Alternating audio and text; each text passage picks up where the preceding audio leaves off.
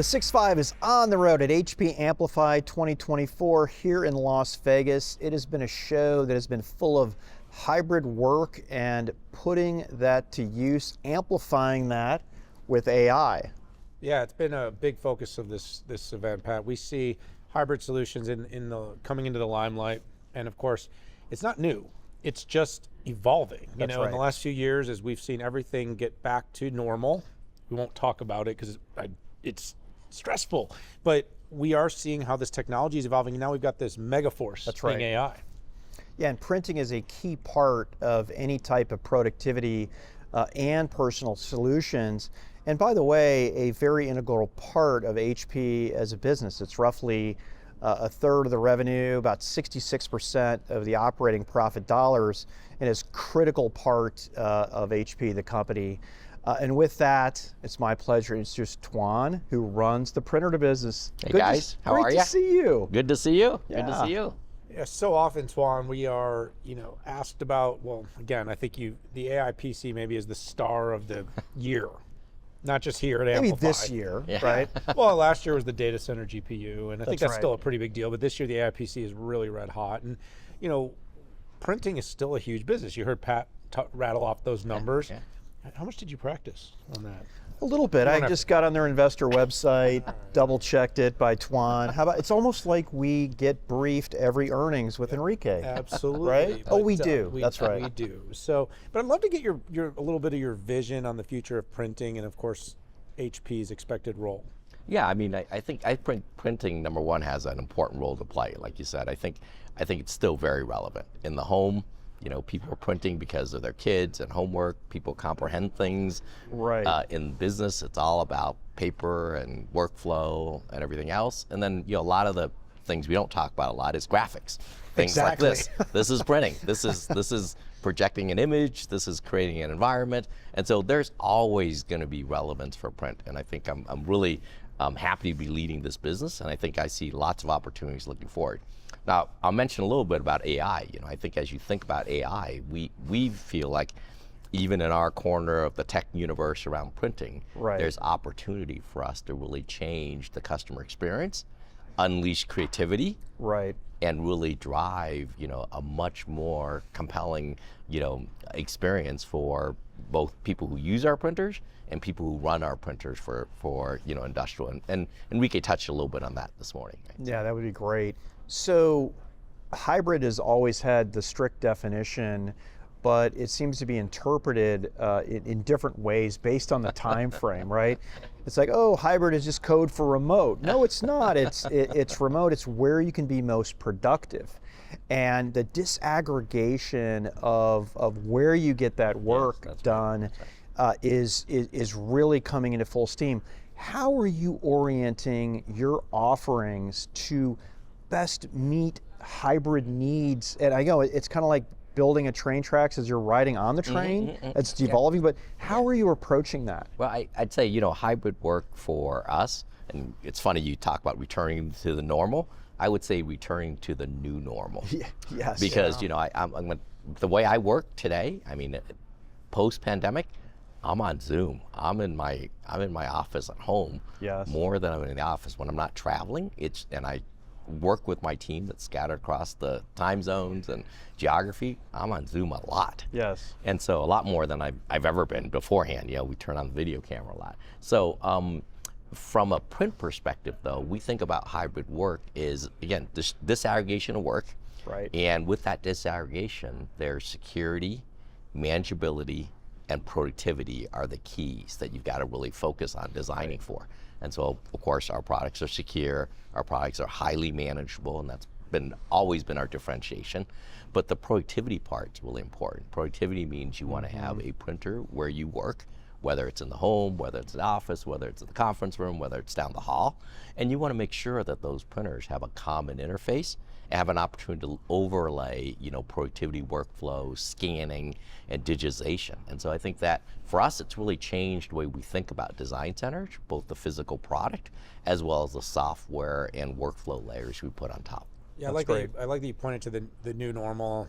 We talked about that a lot for a period of time, and then kind of that vernacular went away. I think there was an acceleration towards more hybrid work. I mean, my firm is 6 or 7 years before the event happened, and we were already always hybrid. And so I think a lot of small new, it's kind of like born on cloud companies had already gone that way. But I think, we've seen it pivot all the way that way. And I talked to the executive team yesterday, saw it pivot back the other way.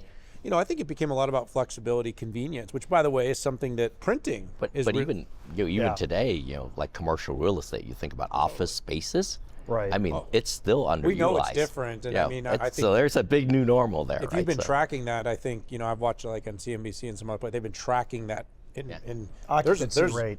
There's a lot of uncertainty there for sure, and I think that hybrid's been a big part of that. But one of the drivers, I was trying to go there was flexibility and convenience have been a driver of home-based printing, and that's something that I got to imagine HP sees some opportunities coming out of that. Yeah, I mean, in the home, it's always about convenience, right? Consumers value convenience. Right. And they value convenience. And as we think about what's happening in the home printing space, one of the ways they value convenience is they want all of their ink up front, and they're willing to pay for it. The average selling price for printers, believe it or not, has been going up. Yes. It's going up because people are choosing to buy printers. These are tank printers, and we have a lineup, Epson has lineup, Canon has lineup, that basically has 2 years worth of ink up front. A lot of convenience, ready for when you are ready to print. They also value convenience with what we're doing with Instant Ink, and last week we launched an all-in plan. So Instant Ink is our subscription plan for customers who print and want to pay over time. And so they buy our printer, and then they can sign up for an Instant Ink plan. What we've done with our all-in plan last week was we integrated actually the hardware into that subscription plan. So now you can buy the hardware, you can pay for that hardware over time, you pay one price every month, and you get the hardware, you get the supplies delivered to your door, you get 24/7 support, and after 2 years, you have an opportunity to actually upgrade your printer. So it's like, okay, I don't have to think about buying a new printer, I don't have to think about support, I don't have to think about ink, I just want to hit print and it works. And customers in the home, they want that convenience. I think there's a value proposition for the office. Right. We're still looking for that, but that convenience is a big deal when you think about how little time people have, right? Analysts like us need to be really careful with absolutes, but I have to tell you, HP created the market for as a service in there, and really blazed the trail, I think, for all as a service from other categories. And PC as a service, device as a service. I mean, I've been a subscriber to your Instant Ink. I think immediately the first printer I bought, that they come off it, and it just shows up at my door. Yeah. And I absolutely love that. But hey, we've talked a lot about what you've done in paper. Now, I've been to your headquarters. I've seen 3D printing. I've seen what you've done with this, and a myriad of customization. Can you talk about where you're going beyond paper, or maybe where you've been and where you're going? Yeah, I mean, I think obviously we have a big 3D presence. You were there, 3D is a big deal for us. I think moving the world to services, and as they think about services, not only we want services and as a service for PC and for print, but also as we think about, and AI opens up this opportunity, unlocking a whole layer of services.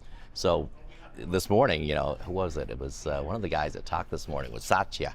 He had this great phrase, and I'm trying to remember it. He said, hey, AI allows you to unlock creativity. Right. And we're like, wow, okay, that's a very interesting thing, because AI can do many things.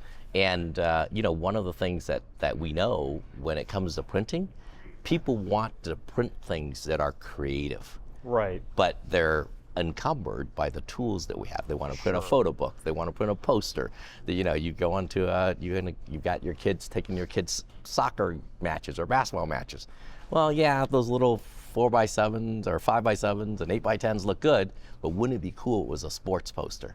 And that unlocked that ability to do that and get that in physical form is something that we think we can unlock. So when we say services, we don't mean just services about subscription for hardware and supplies. Right. We mean creativity. And I think for print, that unlocks a whole universe of posters, banners, all the things you see professionals can create. Okay, well, yeah, this could be done via AI with with a person sitting at home who's thinking about a birthday party. It wouldn't say Amplify, it'd say something else. Right. So that's cool. Yeah, it is really interesting. You know, we spoke to Vivian Chow on the couch. I'm probably part of your team.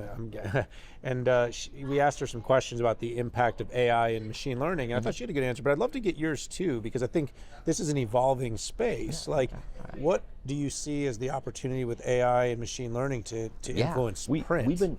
We've been working on AI and machine learning for, I mean, probably 5 or 6 years ago. I was at this meeting. I talked about smart device services, how we make smarter printers that have sensors built in that's always connected to the cloud. And so on our A3 printers and our enterprise printers, those printers actually have self-diagnostics, predictive maintenance, so we know when a fuser is going to fail. We've done all that machine learning with data we're collecting from the printers.